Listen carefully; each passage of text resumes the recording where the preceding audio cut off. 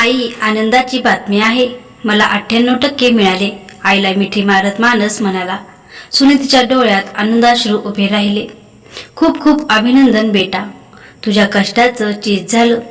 बाबांना सांग लवकर, त्यांनाही खूप आनंद होईल. मानसने सुभाषला फोन लावला. आपला रिझल्ट सांगितला. अरे वा, खूप मस्त. अभिनंदन बेटा, मी आलोच घरी, सुभाष म्हणाला. मानस हा सुभाष सुनीताचा एकुलता एक मुलगा. दोघांच्या आशा स्वप्ने सगळी मानस सोबत केंद्रित झालेली. 10वीच्या परीक्षेत त्याला चांगले मार्क मिळावे यासाठी शहरातल्या एका नामांकित क्लासमध्ये त्याला ॲडमिशन करून दिली होती. खरं तर दोघांच्या खाजगी नोकऱ्या, क्लासची महागडी फी त्यांना परवडत नव्हती. तरी सुद्धा स्वतः वर्षभर काटकसर करून त्यांनी मानसला कोणतीही अडचण येऊन दिली नव्हती.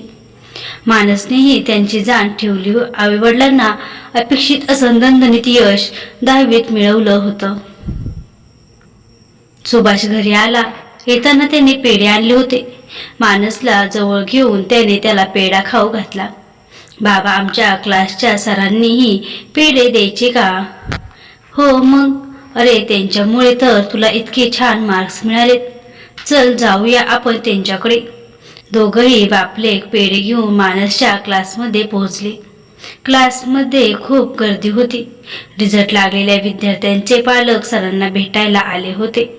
अरे ए मानस, आणि मनपूर्वक अभिनंदन. 98% मिळाले ना? सरांनी हाक मारून मानसला जवळ बोलावलं. हो सर, थँक्यू सर, मानस म्हणाला. सर, हे घ्या पेढे. तुमच्यामुळे मानसला एवढं मोठं यश मिळालं.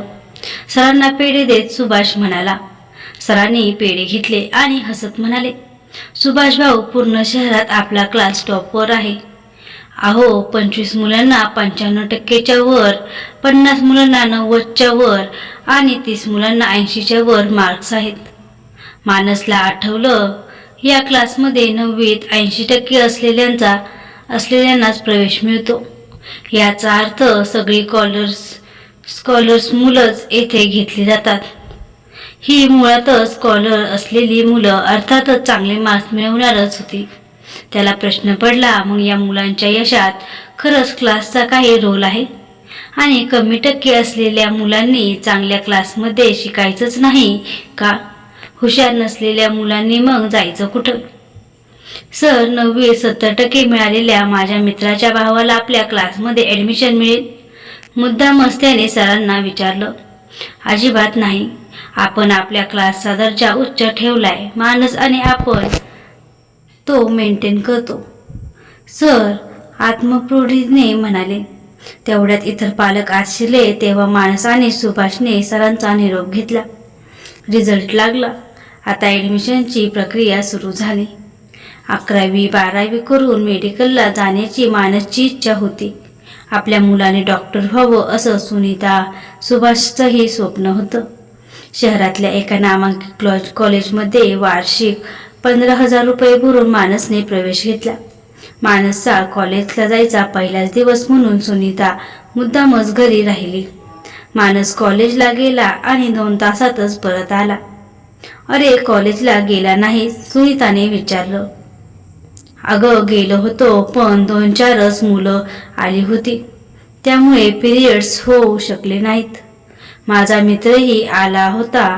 तो म्हणाला, आजकाल कॉलेज कुणीच अटेंड करत नाही, फक्त प्रोजेक्टलाच येतात.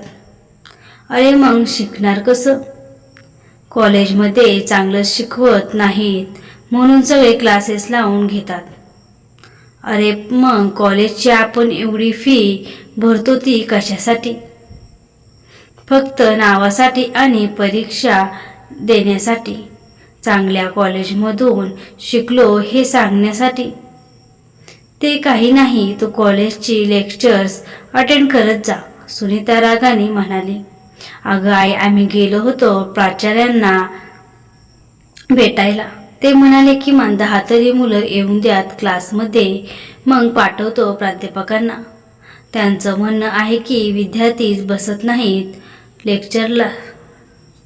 आम्ही तर तयार आहोत. बापरे, म्हणजे काय, आता क्लासेस लावायचे? काही इलाज नाही आई. मेडिकलला जायचं म्हटल्यावर क्लासेसच तर लावावेच लागतील. सुनीताने कपाळावर हात मारून घेतला.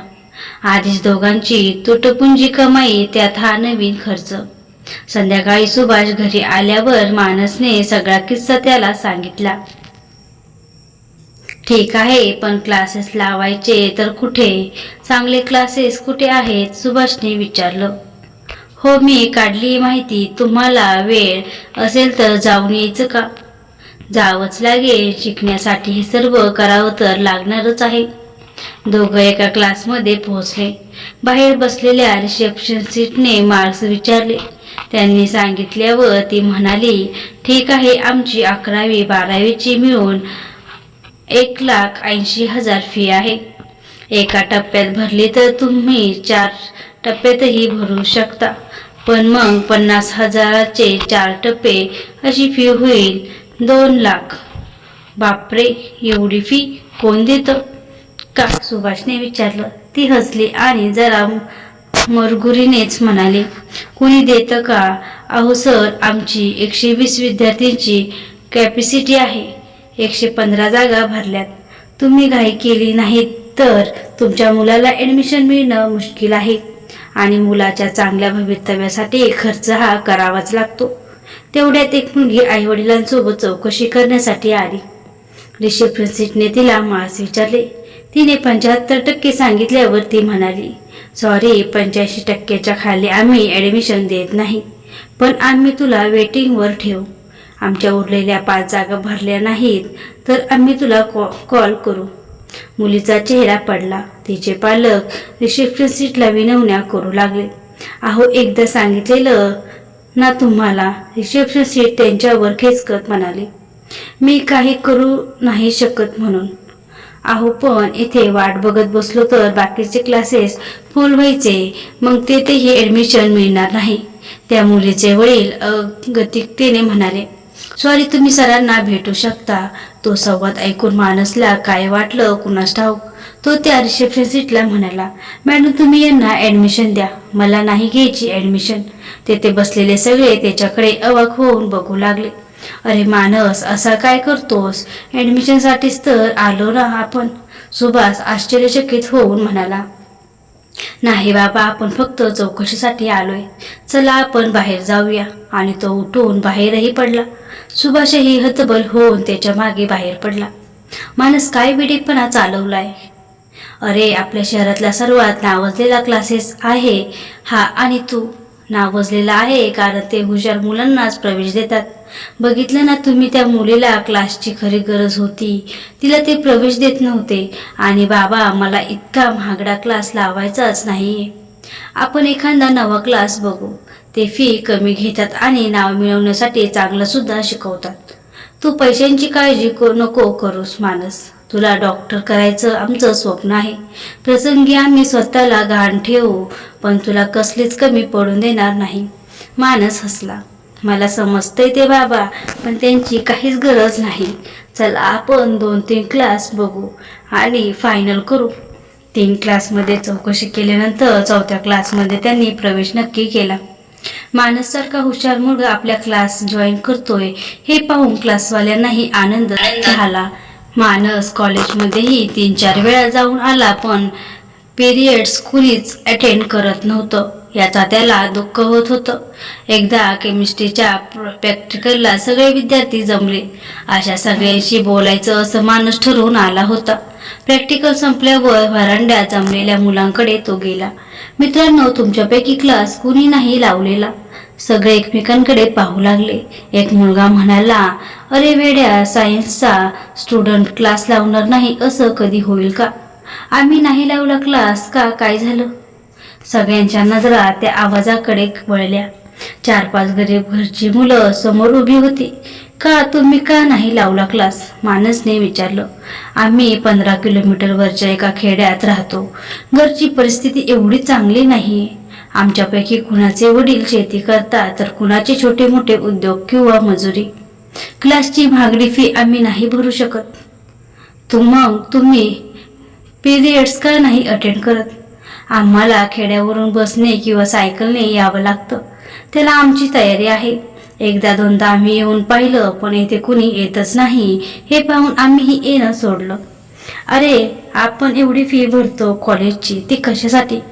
वरून आपण महागडे क्लासेस लावतो. आपल्या आई वडिलांवर आपण किती ओझं टाकायचं? आम्ही नाही अटेंड करणार पिरियड्स. काही चांगलं शिकवत नाही. मध्येच एक मुलगी ठसक्यात म्हणाली. मानस तिच्याकडे किंचित रागाने बघत म्हणाला, मला सांगा, क्लासमध्येही 100 विद्यार्थी असतात. तिथेही कोण आपल्याकडे वैयक्तिक लक्ष देतं? आणि मी ज्या क्लास फी मध्ये सवलत मिळते किंवा ज्यांचे आई वडील श्रीमंत आहेत त्यांच्याबद्दलच बोलतच नाहीये. मी मध्यमवर्गीय आणि गरिबाबद्दल बोलतोय. ती मुलगी तावातावाने तेथून निघून गेली. अजून कोणाला पिरियड्स अटेंड करायची इच्छा आहे? मानसने विचारलं.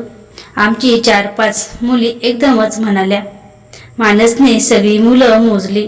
15-16 भरली. चला तर मग आपण प्राचार्यांकडे जाऊ. उद्यापासून पिरियड सुरू करायची त्यांना विनंती करू.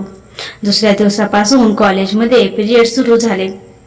मानस सकाळी कॉलेजला तर संध्याकाळी क्लासेसला जाऊ लागला. त्याचा क्लास अत्याधुनिक होता. क्लासमध्ये 125 विद्यार्थी असल्यामुळे मागच्या मुलांना सरांचा आवाज ऐकू यायचा नाही. त्याच्यासाठी टीव्ही आणि स्पीकरची व्यवस्था होती. मानस प्रश्न विचारायचा, पण बरीच मुलं शंका असूनही एवढ्या विद्यार्थ्यांमध्ये आपलं हसू होऊ नये म्हणून प्रश्नच विचारत नव्हती. या उलट कॉलेजमध्ये कमी विद्यार्थी असल्यामुळे सरांचं प्रत्येक मुलामुलींकडे लक्ष असायचं. हळूहळू मानसच्या लक्षात आलं की कॉलेजमध्येही चांगलं शिकवल्या जातं. क्लासमध्ये त्याच विषयाची पुनरावृत्ती होत असल्याने सगळ्या विषयांवर चांगली पकड बसत चालली होती. मानसच्या क्लासमध्ये सगळे विषय शिकवले जात होते, पण बहुतांश मुलांनी वेगवेगळ्या विषयांवर वेगवेगळ्या ठिकाणी क्लासेस लावले होते. ही मुलं कॉलेजमध्ये न जाता या क्लासमधून त्या क्लासमध्ये जाण्यात दिवसभर अडकून पडायची. या अशा फिरण्याने त्यांना थकवा तर यायचाच, शिवाय अभ्यासही व्हायचा नाही. मानस तसा काही फार हुशार मुलगा नव्हता. आपण एक पाठी नाही आणि मेहनतीशिवाय आपल्याला पर्याय नाही ही गोष्ट तोही जाणून होता. संध्याकाळी क्लासहून परतल्यावर रात्री उशिरापर्यंत दिवसभरात झालेल्या अभ्यासाची उजळणी करणं आणि नोट्स काढायचं काम तो करायचा. घरकाम करूनही मेरिटमध्ये येणाऱ्या मुलींच्या बातम्या त्याने वाचलेल्या होत्या. त्यामुळे आईला तो नेहमी घरकामात मदत करायचा. त्याचे वडील रात्री 9 वाजता घरी यायचे. अर्थातच त्याच्या वाटेची बाहेरची कामंही त्यालाच करावी लागायची. मानसची त्याबद्दल कोणतीही तक्रार नव्हती. घरची आर्थिक परिस्थिती आणि आई वडिलांच्या आशा आपल्यावरच केंद्रित झाल्या आहेत हेही तो जाणून होता. सुनीताला त्याच्या समंजसपणाचं खूप कौतुक होतं. मानसचं माझी मुलगी आणि मुलगा आहे असं ते अभिमानाने लोकांना सांगायचे. 6 माही परीक्षा झाली. मानसला त्यात 85% मिळाले. मराठी माध्यमात शिकलेल्या मानसला इंग्रजी माध्यमातले विषय थोडेफार जड जाणारच होते. सुभाषला मात्र थोडीफार चिंता वाटू लागली होती. एक दिवस तो मानसला म्हणाला, अजूनही चान्स आहे मानस, हा क्लास सोडून दुसरा चांगला क्लास लावून घे. बाबा, क्लास कितीही चांगला असला तरी सगळेच विद्यार्थी काही मेरिटमध्ये येत नाहीत. शेवटी क्लासचा फायदा आपण कसा करून घेतो ते आपल्यावर अवलंबून असतं. तुम्ही काही काळजी करू नका. वार्षिक परीक्षेत मला चांगले मार्क्स मिळतील. नाहीच मिळाले तर बघू. सुभाष काही बोलला नाही, पण त्याचं मन मात्र अस्वस्थच होतं. एक गोष्ट मानसच्या लक्षात येत होती ती म्हणजे क्लासमध्ये 125 विद्यार्थी असल्याने कोणीही विद्यार्थ्याकडे वैयक्तिक लक्ष दिले जात नव्हतं. त्यातच परीक्षेच्या गुणांना केंद्रित करून शिकवल्या जात होतं. विषयांचं सखोल ज्ञान मिळावं असं ना तर क्लासवाल्यांना वाटत होतं ना विद्यार्थ्यांना. शिक्षण पद्धतीच अशी होती की जास्तीत जास्त मार्क्स पदरात पाडून घेण्यावर भर दिला जात होता. अशा प्रकारच्या शिक्षणामुळे कॉपी करण्यासारखे शॉर्ट्स विद्यार्थी अवलंबत होते.